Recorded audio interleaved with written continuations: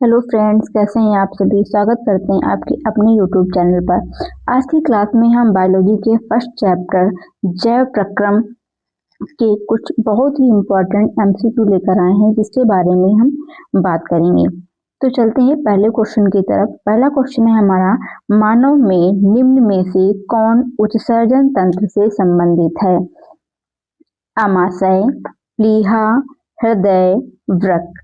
यानी इनमें से कौन उत्सर्जन से संबंधित है? तो हमारा राइट आंसर क्या हो जाएगा? किडनी यानी वृक्क। ये क्या होगा? उत्सर्जन से संबंधित है। यह क्या करता है? किडनी का क्या काम होता है? यह हमारे शरीर का एक फिल्टर होता है जो हमारे खून में मौजूद गंदगी और फालतू पानी को छानकर मूत्र के रूप में शरीर से बाहर निकाल देता है। फिर बात करते हैं आमाशय की। आमाशय क्या कार्य करता है? आमाशय पाचन में मदद करता है। क्या करता है? पाचन में मदद करता है। हृदय क्या करता है? हृदय किससे संबंधित है? तो हृदय रक्त संचार से संबंधित है, यानी ब्लड सर्कुलेशन से संबंधित है। किससे संबंधित है? रक्त संचार से संबंधित है।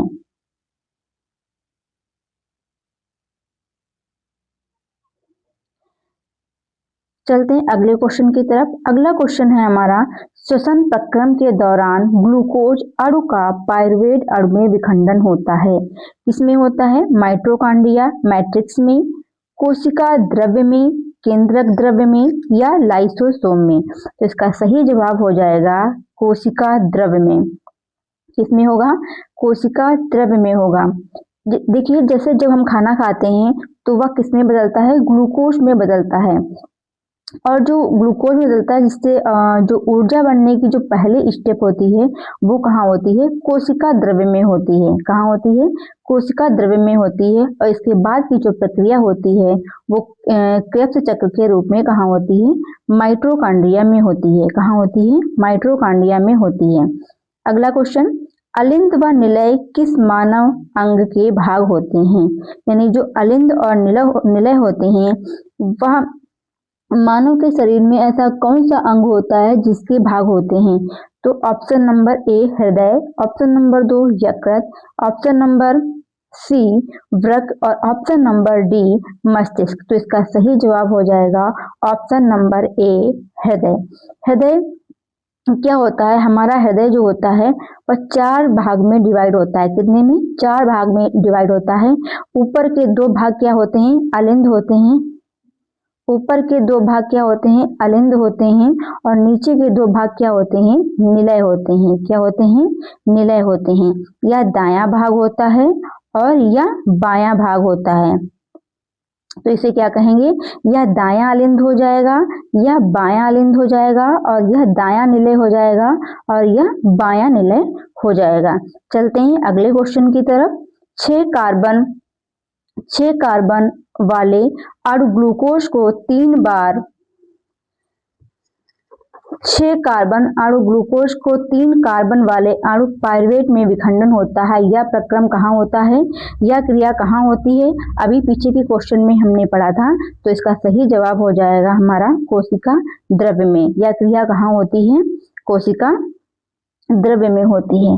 चलते हैं अगले क्वेश्चन की तरफ। अपोहन क्या है? अपोहन क्या होता है? अपोहन क्या होता है? तो चलिए जानते हैं। किससे संबंधित है? तो ऑप्शन नंबर ए पोषण से, ऑप्शन नंबर बी हो जाएगा ये किससे हो जाएगा? ऑप्शन नंबर बी हो जाएगा श्वसन से, ऑप्शन नंबर सी उत्सर्जन से, ऑप्शन नंबर डी परिवहन से। तो इसका सही जवाब जो हो जाएगा वह उत्सर्जन से। अपोहन क्या होता है? जब हमारे शरीर की किडनी खराब हो जाती है तो खून को साफ करने के लिए एक मशीन का यूज किया जाता है, जिसे अपोहन या डायलिसिस कहते हैं। क्या कहते हैं? अपोहन या डायलिसिस कहते हैं। तो अपोहन को और क्या कह सकते हैं? अपोहन को और डायलिसिस कह सकते हैं। यह किससे संबंधित हो जाएगा? तो यह संबंधित हो जाएगा उत्सर्जन से। किससे? उत्सर्जन से। तो इसका सही जवाब हो जाएगा उत्सर्जन। चलते हैं अगले क्वेश्चन की तरफ। क्लोरोफिल आवश्यक है। क्लोरोफिल किस लिए आवश्यक है? प्रकाश संश्लेषण के लिए। किस लिए आवश्यक है? प्रकाश संश्लेषण के लिए आवश्यक है, श्वसन के लिए आवश्यक है, या उत्सर्जन के लिए आवश्यक है, या वाष्पोत्सर्जन के लिए आवश्यक है। देखिए क्लोरोफिल क्या होता है? एक हरा वर्णक होता है जो हरे पेड़ पौधों को भोजन बनाने में मदद करता है। कैसे मदद करता है? देखिए, तो ये क्लोरोफिल होता है वो किस लिए आवश्यक होता है? तो यह प्रकाश संश्लेषण के लिए आवश्यक होता है। किसके लिए आवश्यक होता है? प्रकाश संश्लेषण के लिए आवश्यक होता है। चलते हैं अगले क्वेश्चन की तरफ। अगला क्वेश्चन है हमारा, प्रकाश संश्लेषण के लिए क्या आवश्यक है? यानी प्रकाश संश्लेषण पौधों को, हरे पेड़ पौधों को प्रकाश संश्लेषण करने के लिए किन किन चीजों की आवश्यकता होती है? तो देख लेते हैं। ऑक्सीजन की, कार्बन डाइऑक्साइड की, क्लोरोप्लास्ट की, अंधकार की। तो क्या पहला ऑप्शन सही है? अंधकार की आवश्यकता होगी तो क्या प्रकाश संश्लेषण हो पाएगा? नहीं हो पाएगा, तो ये क्या हो गया? गलत हो गया। दूसरा, कार्बन डाइऑक्साइड, जल, माइटोकॉन्ड्रिया एवं सूर्य का प्रकाश। क्या प्रकाश संश्लेषण के लिए माइटोकॉन्ड्रिया की आवश्यकता होती? नहीं, तो ये भी हमारा गलत हो जाएगा।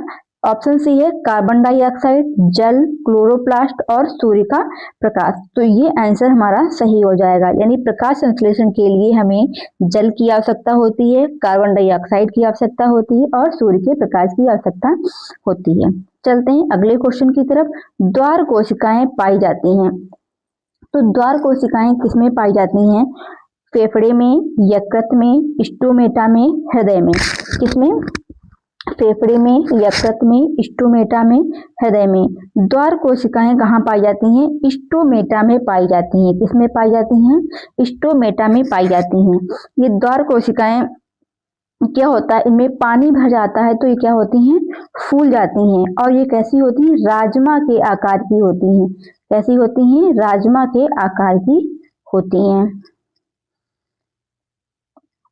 स्टोमेटा खुलते कब हैं और बंद कब होते हैं? तो स्टोमेटा जो खुलते हैं वो दिन के समय में खुलते हैं जब उन्हें प्रकाश संश्लेषण करने के लिए कार्बन डाइऑक्साइड की आवश्यकता होती है, और रात के समय में वह बंद हो जाते हैं। चलते हैं अगले क्वेश्चन की तरफ। मनुष्य में वृक्क एक तंत्र का भाग है जो संबंधित है पोषण से, श्वसन से, उत्सर्जन से, परिवहन से। पीछे क्वेश्चन में हमने पढ़ा था, क्या पढ़ा था? कि जो मनुष्य के शरीर में जो वृक्क भाग होता है वह किससे संबंधित होता है? तो वह उत्सर्जन से संबंधित होता है। किससे? उत्सर्जन से संबंधित होता है। यह क्या काम करता है? हमारे ब्लड के अंदर जो गंदगी होती है उसको छानता है। और यही किडनी जब हमारी खराब हो जाती है तो वह उसमें कौन सी क्या करते हैं? डायलिसिस करते हैं और अपोहन करते हैं या अपोहन करते हैं। अगला क्वेश्चन है, ग्लाइकोलिसिस का अंतिम उत्पाद क्या है? यानी जो ग्लाइकोलिसिस होता है उसका अंतिम उत्पाद क्या होता है? तो इसका अंतिम उत्पाद होता है पायरुवेट। इसका सही जवाब हो जाएगा ऑप्शन नंबर बी, पायरुवेट। चलते हैं अगले क्वेश्चन की तरफ। रक्तदाब नापा जाता है, किससे नापा जाता है? स्फिग्नो मैग्नोमीटर से, माइक्रोस्कोप से, स्टेथोस्कोप से या माइक्रोमीटर से। तो हमारा रक्तदाब जो मापा जाता है स्फिग्नो मैनोमीटर से। किससे मापा जाता है? स्फिग्नो मैनोमीटर से मापा जाता है। और स्टेथोस्कोप से क्या मापा जाता है? हार्ट बीट, हृदय की धड़कन को मापा जाता है। क्या मापा जाता है? हृदय की धड़कन को मापा जाता है। किससे? स्टेथोस्कोप के द्वारा। चलते हैं अगले क्वेश्चन की तरफ। स्वपोषी पोषण के लिए आवश्यक है, क्या आवश्यक है? कार्बन डाइऑक्साइड एवं जल, सूर्य का प्रकाश, क्लोरोफिल, इनमें से सभी। तो क्या आवश्यक है स्वपोषी पोषण के लिए? देखिए, स्वपोषी पोषण वह पोषण होता है जिसमें जो जीव होते हैं अपने भोजन का निर्माण स्वयं करते हैं। तो जो जीव भोजन का निर्माण स्वयं करते हैं उन्हें किन किन चीजों की आवश्यकता होती है जिससे वह अपने भोजन का निर्माण करते हैं? तो उन्हें क्या चाहिए? कार्बन डाइऑक्साइड चाहिए, और क्या चाहिए? जल चाहिए, और सूर्य का प्रकाश यानी सनलाइट चाहिए, और क्या चाहिए उन्हें? और उन्हें चाहिए क्लोरोफिल। क्या चाहिए? क्लोरोफिल, जिनकी सहायता से वह अपने भोजन का निर्माण करते हैं। इसका सही जवाब हो जाएगा इनमें से सभी। चलते हैं अगले क्वेश्चन की तरफ। शरीर के बाहर से ऑक्सीजन को ग्रहण करना तथा कोशिकीय आवश्यक के अनुसार खाद्य स्रोत के विघटन को क्या कहते हैं? तो इसका सही जवाब क्या हो जाएगा? इसका सही जवाब हो जाएगा ऑप्शन नंबर सी, श्वसन। क्या कहते हैं इसे? श्वसन कहते हैं। चलते हैं अगले क्वेश्चन की तरफ। पौधों में प्रकाश संश्लेषण का उत्पाद है, कौन सा है? प्रोटीन, ऑक्सीजन, जल, ग्लूकोज, ऑक्सीजन, जल, वसा, नाइट्रोजन, जल, वसा, कार्बन डाइऑक्साइड, जल। यानी जो पौधों में प्रकाश संश्लेषण होता है, जो प्रकाश संश्लेषण की क्रिया होती है, उसमें कौन कौन सी चीजें बनती हैं? तो क्या बनता है, देख लेते हैं एक बार। तो 6CO2 प्लस 12H2O, यानी कार्बन डाइऑक्साइड के 6 अणु और 12 जल के अणु मिलते हैं जब आपस में, इसमें क्लोरोफिल की उपस्थिति में, यानी क्लोरोफिल होना चाहिए और क्या होना चाहिए? सनलाइट। तो क्या बनेगा, यहाँ पे बता देते हैं। तो बनेगा C6H12O6, ये क्या हो गया? ग्लूकोज। ये क्या हो गया? ग्लूकोज हो गया। प्लस 6CO2, ये क्या हो गया? ऑक्सीजन हो गई। और प्लस 6H2O, ये क्या हो गया? जल हो गया। क्या हो गया? जल हो गया। तो प्रकाश संश्लेषण में हमें कौन कौन सी चीजें मिली? पहला ग्लूकोज, दूसरा ऑक्सीजन, तीसरा जल। तो पौधों में प्रकाश संश्लेषण का उत्पाद क्या होगा? ग्लूकोज, ऑक्सीजन और जल। चलते हैं अगले क्वेश्चन की तरफ। पौधों में जाइलम किसके लिए उत्तरदायी होता है? जल का वहन करने के लिए, भोजन का वहन करने के लिए, या अमीनो अम्ल का वहन करने के लिए, या ऑक्सीजन का वहन करने के लिए? वहन करने के लिए। देखिए जाइलम में क्या आ रहा है? ज।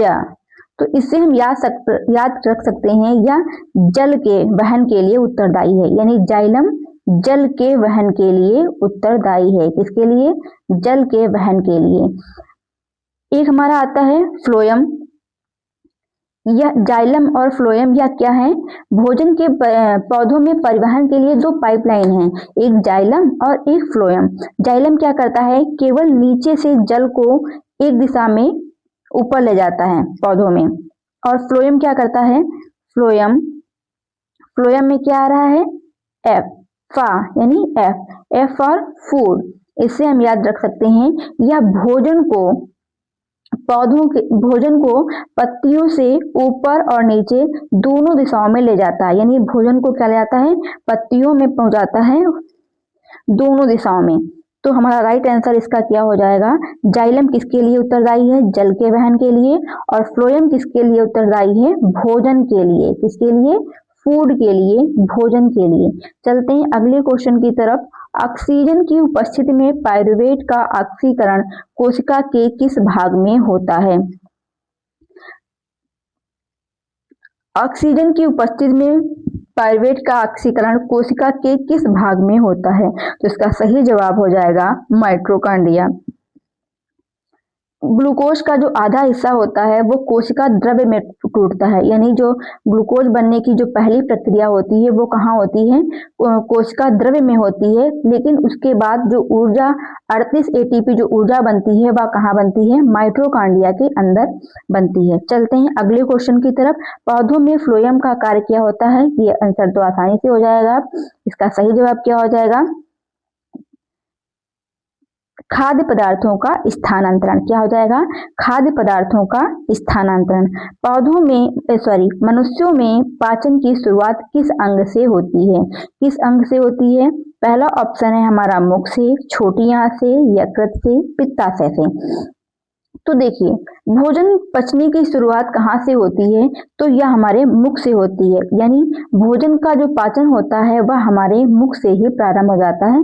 पहले हम भोजन को मुंह में लेते हैं, फिर क्या करते हैं? दांतों से उसके टुकड़े करते हैं। तो यह कैसी प्रक्रिया है?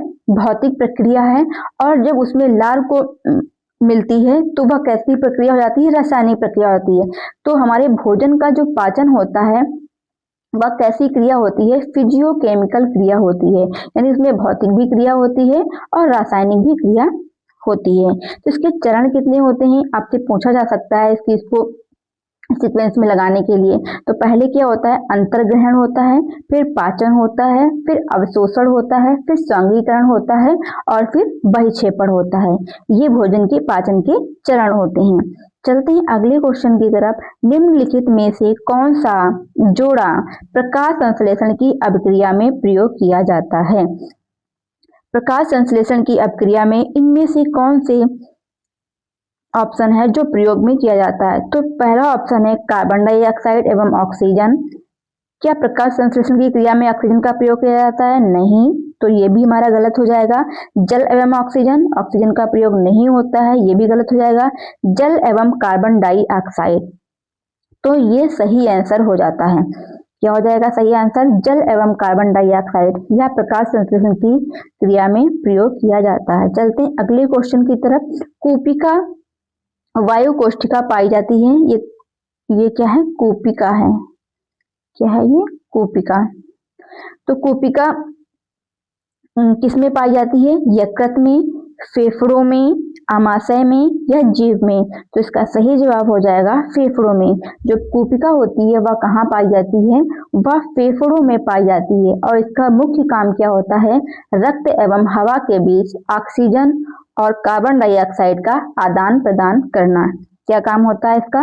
रक्त और हवा के बीच ऑक्सीजन और कार्बन डाइऑक्साइड का आदान प्रदान करना। आज की क्लास यहीं तक रखते हैं, मिलते हैं अगली क्लास में।